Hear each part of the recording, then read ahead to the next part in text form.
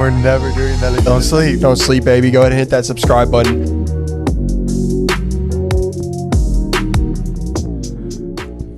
What is up? You remember that? What is up? All right, what's up, guys? Welcome to episode number 65. That's 65 of the Good Point Bro podcast. My name is Caden. This is my little bro, Cam. Don't sleep. Don't sleep, baby. We are back. The boys are back after a week off. We took a week off following the NBA Finals, the most boring finals in NBA history. Yeah, it was trash. Which we forgot to make a clip about or put that in the topics. If you look below, you can see our topics. We've updated the format a little bit. First, we're going to start with some quick hitters.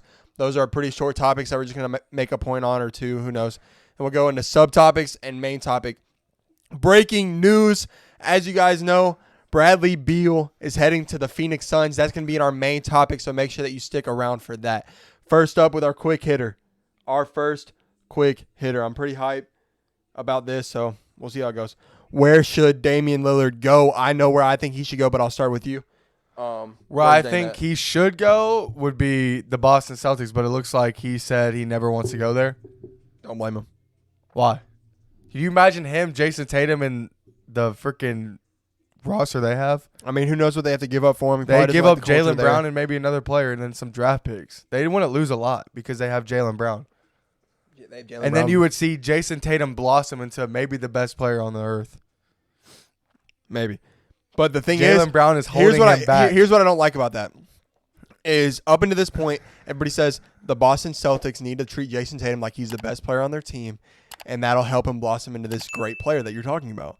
You add Damian Lillard instead of Jaylen Brown, it's even more of a discussion. Stop. It's even more of a discussion. You don't think he's better than Jaylen Brown? No, for sure he is. But there's no discussion on if Jaylen Brown is better than Jason Tatum. There is for a lot of people. I think for that locker then room. they're insane. And No, they're then they're crazy. The only thing is that Jaylen Brown and Jason Tatum are the same player. They don't complement each other. Jaylen Brown is not a playmaker. He's not getting Jason Tatum open shots and vice versa.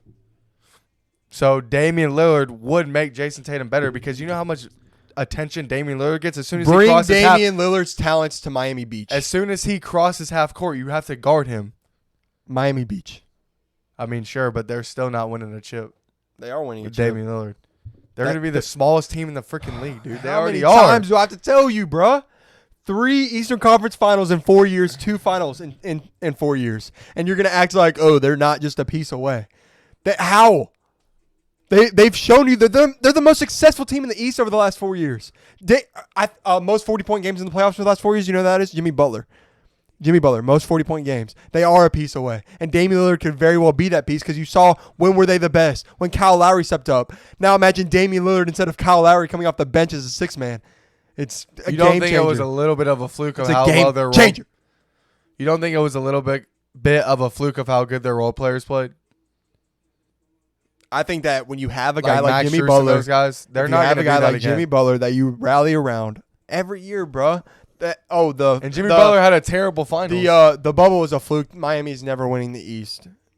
Then they freaking go 7 against the Celtics last year. They beat the Bucks. They're 2-1 against the Celtics. This great Celtics team. They've played them 3 times in the last 4 years. They're 2-1 in series against them. Team's great. I'm just saying they're the favorites almost every year to win the East. They're too small. Adding Damian Lillard is fine. They're going to get better, but they're too small. And I'm not banking on them beating the Bucks or the Celtics again next year.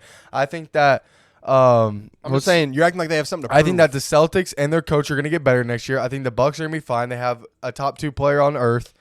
And I don't think the Miami Heat are going to be able to beat them again. If they got Damian Lillard, it makes things more interesting, but they still have to add more size. The proof is in the pudding. And the pudding says the Miami Heat are the most successful team in the last 4 years. I'm just giving you the facts and the stats. And you can say, I don't expect that trend to continue. Bro. But then the bubble this year was a fluke. No, what? No. They've been to the finals twice. No, last year they were the number 1 seed, and they lost in 7. That's fine. The bubble, they were a good team. They were a good team. They caught fire. This year was a little bit of a fluke, it felt like. Let's just look at it. In 2020 they went to the finals. In 21 they lost to the Bucks in the Eastern Conference Finals and they won the finals. No, they didn't. Or in the first round and then they won the finals. They lost to the team that won the finals. The year after that, they take their Jimmy Butler 3 away from beating the Boston Celtics in 7 games. And if it wasn't for that, if they would have made that 3, they're 3-0 against Boston in the playoffs over the last 4 years. And then this year, they go up 3-0 or 3-1 against them. Obviously, came back close. They go up 3-0 against them. No. He went up 3-0 against Oh, yeah, the you're Celtics. right. They went 3-0 against them. So, I mean, let's just not act like they're just some random team that got lucky a couple times. They're proven. They're more proven than the Celtics. Way more proven than the Celtics. Celtics made one finals, got blown out by the Warriors in 6 games. I get blown out. Stop it. The Celtics have better finals appearance than the Miami Heat have in their 2 finals appearances. The Celtics. The Celtics have 1 finals appearance. I know. I'm saying, and they had a better performance than the Miami Heat did in their 2 Riddle performances. me this: the Celtics beat the Lakers in 2020. No. Do they beat the Nuggets this year? No. There's no comparison. It's not like they're playing. They couldn't even. I'll tell you this: this Heat team might beat the Warriors team that they lost to. No shot. No shot. They beat that team. You are out of your mind. You had Curry, Klay Thompson, Wiggins, the Suns Draymond team Green. that the Bucks beat. He might beat them. So the Suns team that lost to the Bucks, the Heat might beat that team as well. They don't beat them either. With Chris Paul, Devin Booker. Devin Booker is the best player on the team. He's not. Devin Booker is never going to win a finals and be the best player on the team. Chris Paul had 40 in a closeout game in the conference finals that year. Chris Paul is a totally different player a couple years ago. He has almost fell off a cliff. All right, that wasn't much of a quick hitter, but we're moving on to the next one. And that kind of got off topic, but I still think he should go to the Heat, and I think the Heat are a piece away, and I'm pretty adamant about that. I think you're full of faith. I think he should go to the Lakers or the Celtics, but he's not going to the Celtics. Next up, AFC East winners and losers. So for me, listen, the Bills are in trouble, and I don't know if I was supposed to talk about this later, but the Bills are in trouble. Stephon Diggs won't come to practice. They have a defensive-minded head coach who's apparently very strict. We already know that defensive-minded head coaches don't work well with big offensive superstars. I don't know how Josh Allen really handles that situation, but obviously not too well. They had a defensive coordinator last year just left, didn't have another job, just quit. Okay, I'm going to push back on you saying that they don't get along like coaches and like a defensive coach, because look at Bill Belichick and Tom Brady. And I wouldn't call freaking Mac Jones an offensive superstar when they had a defensive head coach. Or an offensive coordinator that was a defensive coordinator, basically. He's not an offensive superstar. The difference is Tom Brady is the GOAT. He was the offensive coordinator. And Josh Allen. Didn't they had one? Wait, who was their offensive coordinator? That's not my that point, guy was bro. insane. Okay, stop it. No. He had great coaches around him. He was not calling the shots in freaking New England. That's why he wanted to leave. Okay, well then you're proving my point is that he needed an offensive coach. Then you're proving my point. He still won 6 Super Bowls. You're proving. I'm saying defensive-minded head coaches, especially as the league expands on the offensive side of the football, are gradually getting exterminated because they can't work well with offensive superstars. It's just the truth. Why do you think Andy Reid and Patrick? You think if Andy Reid was a defensive-minded head coach, the Chiefs would be what they are, and Patrick Mahomes would have turned into this? No shot, not even a little. So my point is, I don't understand the Bill situation right now. I don't understand Stephon Diggs. Apparently, he doesn't even want to be there anymore, and they're in trouble. Why. And they're in trouble, to say the least. So I don't have them winning the AFC East, and I definitely don't have the Jets, okay? I definitely don't have the Jets. You sounded like Trump right there. You were like, okay. Trump? And you did the hands like this. Yeah, I don't know what's going on with me. I'm on one today. I had a, whatever this is. I had a Ghost strawberry bubblegum. Best flavor, not even close. Other people say it's not even close. We have the best people, okay? And they all say strawberry is the best flavor. Okay. So yeah, I have the Dolphins winning. I think Tua has a breakout year. I love their head coach and Mike Daniels. Their defense has gotten better. Obviously, they're still adding even better pieces. Tua has gotten to be a chub, so I don't think Tua's head breaks. That's what breaks. So not a breakout. I have them winning, and then Tua's helmet. Unfortunately, the Bama boy goes down on the other end, and I have the Patriots missing the playoffs and not making it. For the third time in 4 years, they missed the playoffs. I do, because I think their division's that tough, and I do think that the second and third team in the divisions end up being the wild card. Is there a chance the Bills finish last in the division? I think they have too much. I think they have too much talent to finish last. If Diggs doesn't play, I think they have too much talent to finish last. It does concern me that so much of their offense runs through Josh Allen, and if he misses his number one option, it's going to take. Did they get a better run game? Heavy hit. Did they get a better run game in the offseason? Or was they had like someone that wasn't unhealthy? I think they attempted to. I guess it's because first of all, they need to fix their run game. They have no run game. Josh Allen is their run game, and now if they lose Stephon Diggs, he's just going to have to run more. Think about that. Everybody was concerned about this dude getting smoked every freaking play. Yeah. And then now his best receiver is going to be out. He's taking a hit to his passing game for real. Yeah, they're screwed if he doesn't come back. And I don't get it because it seems like that was such a great situation for Diggs. I think what Diggs said is that they weren't forcing him the ball enough, basically. He doesn't understand the offensive game plan and having a defensive-minded head coach. Yeah. And there's who's the biggest threat to beat the Chiefs in this upcoming NFL season? The Eagles. The Eagles almost kept everybody and drafted Jalen Carter. Jalen Hurts is only going to get better. The Eagles can easily dethrone the Chiefs. They are ridiculously good. I'm gonna leave that. That was a good quick hitter. I like it. I'm just saying literally drafted Jalen Carter, who's arguably the best player in the draft. They didn't just draft Jalen Carter. They know what they're drafted doing. Both Georgia defenders. Did they get Gibbs? They didn't draft Jameer Gibbs. They drafted the other Georgia guy, like you were saying. They know what they're doing. They got two Georgia guys.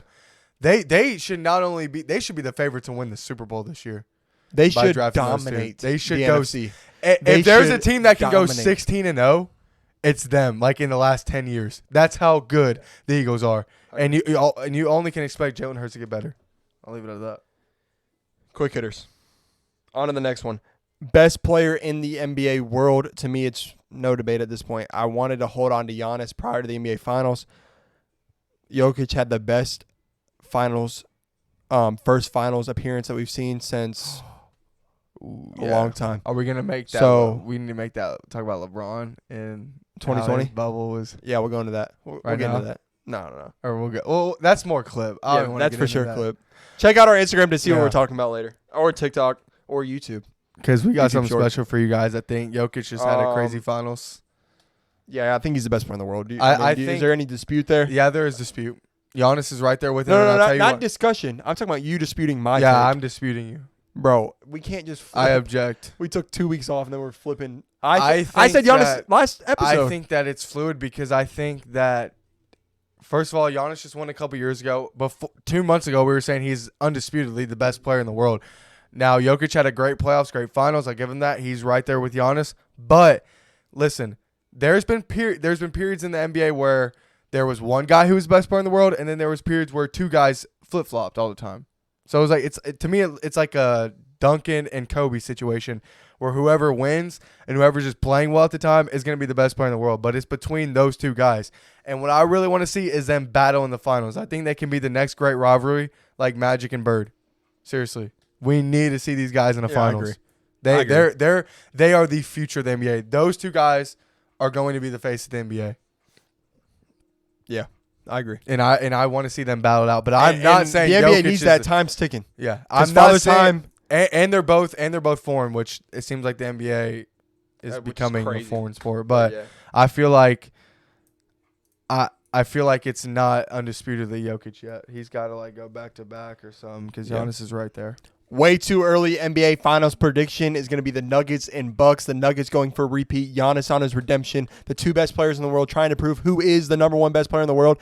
Give me the Bucks. I like the Bucks. Moving some pieces around. Chris Middleton's probably off the team. A new number 2. And then let's see. Let's run I wish they got Bradley Beal. I think they should have tried to let go of Chris and got Bradley Beal. Like Giannis said, there is no failure, only steps to success. And he's going to take one giant leap to success next year. And put the trophy in his hand. I think that I have a gut feeling that Giannis is about to tear up the league. Do you? I feel like I have a gut feeling that he's about to go crazy this year because he's been disrespected. Everybody's saying Jokic is the best player in the world. Everybody's saying how does he lose to the Heat twice in the last 3 years? Everybody's saying he can't shoot, can't make free throws, not clutch. All those rumors are coming back again, and I think he's going to tear up the league because I think Giannis is one of the great ones. And I think he has a killer instinct too. Yeah. And if you look at Giannis' career, he came from nothing, and every single year he just keeps getting better. And I think we're about to see a new level in love. Oh, I agree completely. Even if you look at this season, it was slightly better than his MVP season. Yeah, and I think he's gonna figure. I think he's gonna figure out the free throws. I think he's gonna become. He's not. Listen, he's never gonna be a great shooter. He's never gonna be a good shooter. But I think he will figure out how to be at least relevant at shooting. Like he'll be effective. He'll be a threat. He'll be a threat, and you're gonna have to at least guard him. He can get hot from 3 or whatever. He'll figure it out. Yeah, I agree. All right, those are all. I of our didn't quick get my hitters. finals prediction, but do you want it? I want to say the Lakers because I love LeBron. I'm gonna go Lakers, Celtics next year. I say Celtics Battle of figure it out, history. win, and Lakers add another piece and make the finals. But I would love to see Nuggets Bucks. Yeah, That would be great. I think either one. Either one. So those are our quick hitters. Moving over into our subs, our 2 subtopics.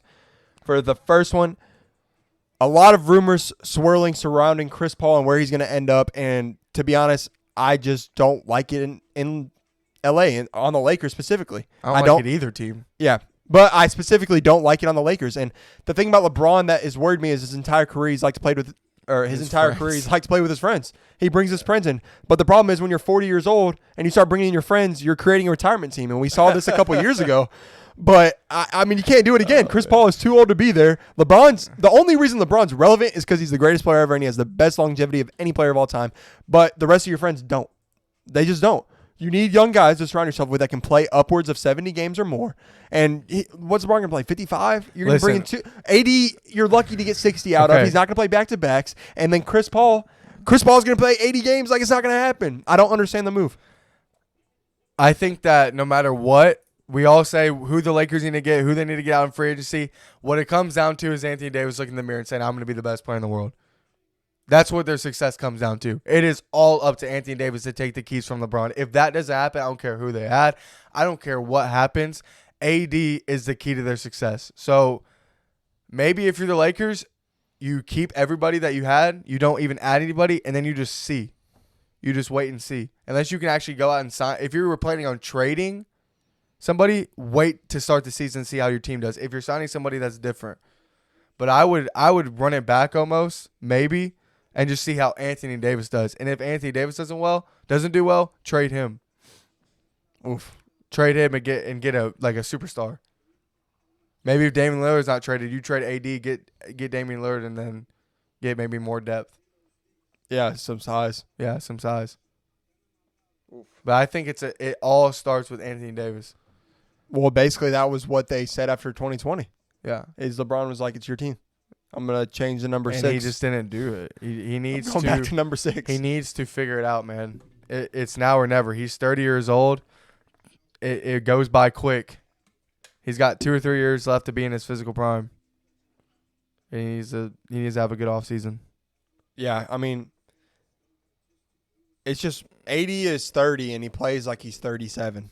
Yeah. Like, I mean, he doesn't look like and you see that a lot of times with big guys. A lot of times their careers are shorter. Not all of them. I mean, Kareem played 20. So maybe winning a title was one of the worst things that could have happened to him.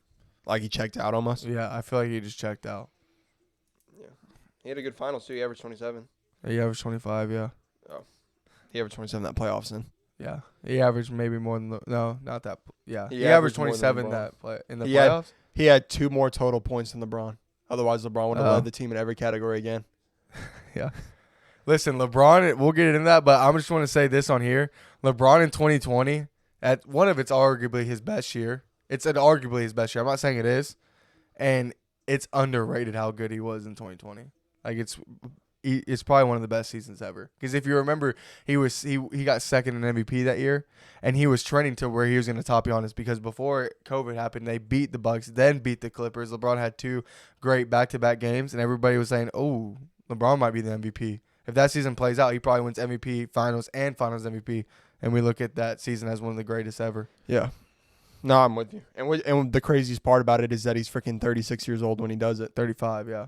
But if you look at it, 36 by the time of the bubble. No, 30. He turns 36 in December that year in 2020. Oh, okay. But think about this: if you look at the greats, a lot of them have good seasons at 35. Because I think when Michael was 35, he won in 98. He was 35, I think, when he won in 98. Yeah. So, I mean, 35, you're still like kind of in your like the great ones. The great ones are prime. Kobe at 35 was good. Yeah, that would have been 2011. So you're still like an all-star, top 5 player. Yeah. And he just won back-to-back. Yeah, he just won back-to-back. So, and then he tore his Achilles. The next subtopic was going to be the Lakers offseason moves, but I feel like we've gone into that a little bit already. We can skip that. So then we're going into our main thing. The Phoenix Suns. Yeah, I mean, Bradley Beal traded. They had no depth already. They traded their entire depth to the Brooklyn Nets for Kevin Durant. And the funniest thing about it is the guy they traded there is actually really good. Like they actually had some really good depth. They had two. They have a guy that's maybe an A player and a guy that's a solid B player, Cam Johnson. And they had what's his name? That Mikal Bridges. Mikal Bridges is an all-star next year. Bridges, I think. Let's look up that. Look up his stats. I was looking at. I think he averaged 25. 27. I think. Yeah, I mean that's insane. And then Cam Johnson probably averages 16. This one. Cam Johnson's solid. You know that celebration or no? No. That's Mikal Bridges' celebration. Oh. He shoots it, points it on the hand, and he goes. Yeah, he's tough. But yeah, I was actually curious about this because I literally just looked at it the other day. But he averaged 26, 5 and 3. Yeah, I mean that's an all-star. That's all NBA caliber, but maybe if you're on a good team. Shooting 47.5%. Yeah. And he's gotten better each year. Yeah, he's going to keep getting better. His rookie year, he had 8. Next year, 9. Next year, 13. Next year, 14. Next year, 17 with the Suns, and then 26. Yeah. With the Nets. So, I mean, it's funny. And you see this sometimes when teams don't recognize what they have. So Mikal Bridges goes to Brooklyn, and they kind of see what they had. Yeah. And it reminds me a little bit of Guess. Also this year, didn't know what they had. Now they had to get another superstar to try to replace him. Jalen Brunson goes to the Knicks. Yeah. They bring Kyrie in. You could have had Kyrie. Look who was his name was Jalen Brunson. But even better. Because arguably he was and better cheaper. Fit. And cheaper and better attitude. Super gritty. I mean, he played like all 48 minutes of the last 3 games in that Heat. He was the best. He was the best player on the Knicks by far. He was the best. He might have been. He probably was the best player in that series because if you remember, Jimmy Butler didn't have that good of a series, but he was also dealing with that ankle. Yeah, he missed. Jalen Brunson was like the best player on the court. Or maybe even that series. Game 1. What the Heat did that series and against the Celtics, the first 3 games was they shot the leather off the basketball. But Jimmy Butler won Game 1 of that series. Jimmy Butler. This was the Heat playoff run. Jimmy beat Milwaukee basically by himself, had 99 points in the last 2 games. And then Miami in the Celtics series and the Knicks series shot insane from 3. They're shooting like 48% from 3. Then they got cold against the Nuggets, and that's why they lost. Yeah, they did go cold. And maybe that's a little bit of a testament to the Nuggets' defense was surprisingly good. Yeah, they're big. They played great against the Lakers, too. Their defense? Yeah, they're big. The Lakers just can't shoot. Yeah, that was a huge deal. They just can't shoot. And they can't shoot, and they got out-rebounded. That's why Anthony Davis can't be the 5. Because the rotations were LeBron's old self isn't going to go down there and box out people. That's just not going to happen. So they got to put AD to the 4 like they did in 2020, and they need to get – and that's why Frank Vogel fit with them in 2020 because he loves big men, and they had JaVale McGee, Dwight Howard, and AD. Nobody could out-rebound them, and they need to go back to that a little bit and get 2 big men and put AD to the 4. But I know we just got off topic. But you remember this a little bit. The rotations that the Lakers had in that Western Conference Finals were questionable to say the least. I mean, you could see who was performing well and who wasn't. It's probably one of the most obvious differences in well and not well that I've ever seen. Like you have one guy in Rui that's averaging 20. He was averaging 19 on 70% shooting. Right, and then he's off the bench, and then you have D'Lo with the largest plus-minus in NBA history, and he's starting every game. I think that they were afraid to lose D'Lo maybe just because he's a good regular season guy on your team. He's going to play 75 games.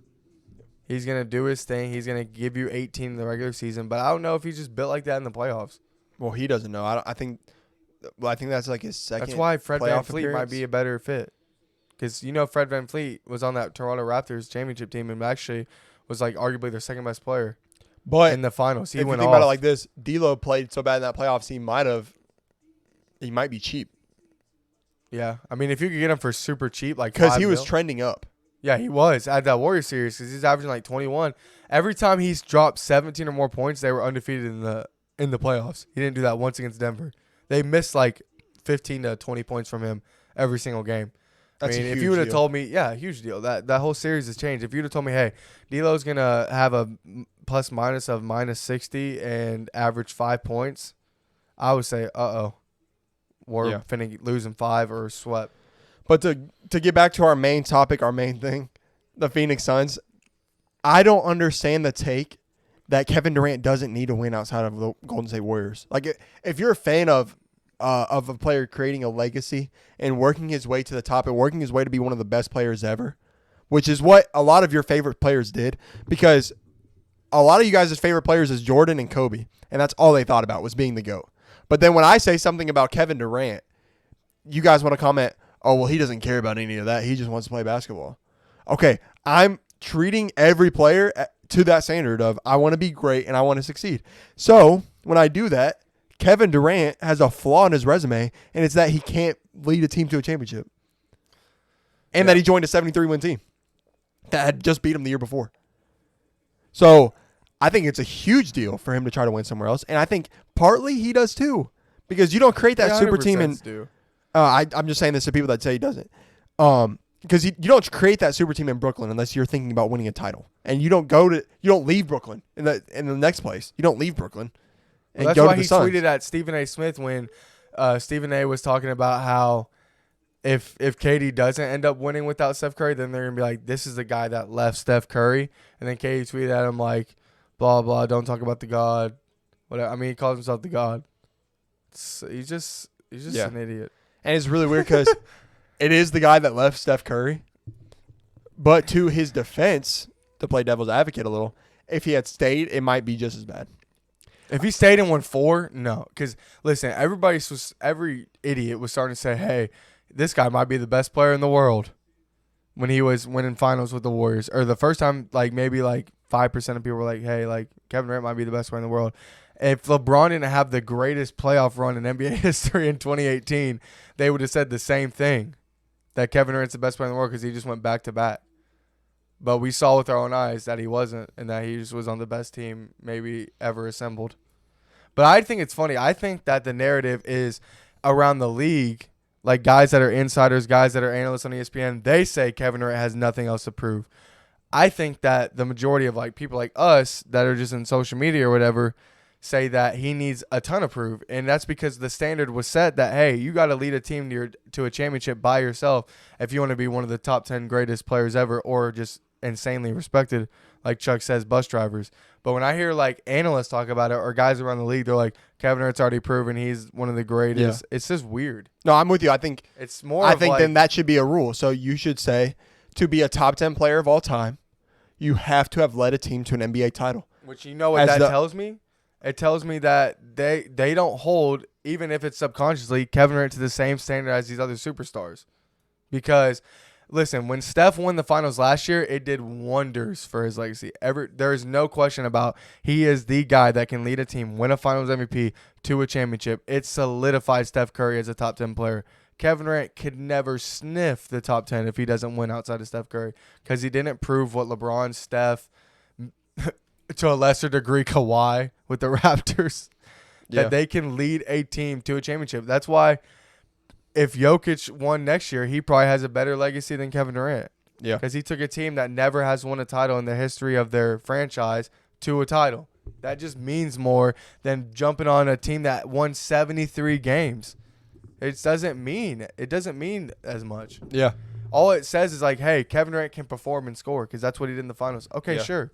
But I want to see you actually take a team and lead them to a championship if you want to be mentioned with those guys. Yeah, so I think that's basically what you're saying is there are plenty of single playoff runs, NBA titles, that mean more than Kevin Durant's two. Yes. 100%. Dirk's 2011 run means more than Kevin Durant's two. Kawhi Leonard in 2019 means more. And even Jokic this year means more than Kevin Durant's two titles because they led a team from nothing. And I don't think the Raptors had ever won. I doubt the Mavericks have ever won, right? Or they win like a long time ago. That was their first time too. Right, so all three are their first times that those franchises ever even won an NBA title. And Kevin Durant goes to a team that had already won 2 years prior, was 73-9 the year before, and he had just lost to them in the playoffs, wins 2. That, to me, it's not meaningless because he's still a part of the team. But to say it matters as much as being drafted by a team, not Kawhi, but the Mavericks and the Nuggets, and then leading those group of guys of role players, especially the Nuggets, because the truth of that is not a single other all-star on that team. Yeah, well, I mean, Murray played like NBA. He did. He did. But dang, I forgot what I was gonna say. It happens. Not the same. That's why it's so hard for me. I can't wait because I just gotta say it. I got you. I got you. But what that leads me to in my head is when I look at all-time players, Jokic is knocking on the door of Kevin Durant, and it's a discussion. Yeah, 100%. Jokic is right there.